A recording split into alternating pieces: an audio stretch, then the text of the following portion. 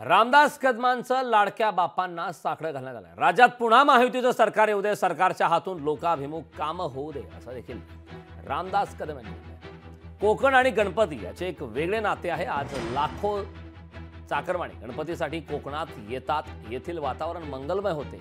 मी गणपती बाप्पाकडे साकडे घातले आहे की पुन्हा राज्यात महायुतीचे सरकार येऊ, कारण मागील 2.5 वर्षात त्यांना जे जमलं नाही ते लोकाभिमुख काम महायुतीने करून दाखवले आहे। त्यामुळे पुन्हा एकदा महायुतीचे सरकार येऊ दे असे साकडे गणपती बाप्पाला घातलं असल्याचं माजी मंत्री रामदास कदम यांनी सांगितलं। एक अतूट नातं सगळ्या चाकरमान्यांचं आपल्याला कोकणामध्ये पाहायला मिळतं। गणपती उत्सवासाठी लाखो चाकरमानी मंडळी जी कोकणामध्ये येत असतात आणि सगळं कोकणच गणेशमय होत असतं। सगळं कोकणच मंगलमय आपल्याला पाहायला मिळतं। आज देखील माझ्या निवासस्थानी जामगे तालुका खेड इथे गणेशजींचं आगमन झालेलं आहे।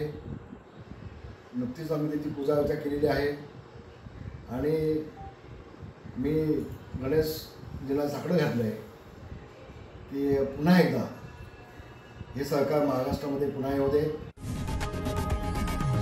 लोकशाही मराठी ऐका, पहा, जागरूक रहा।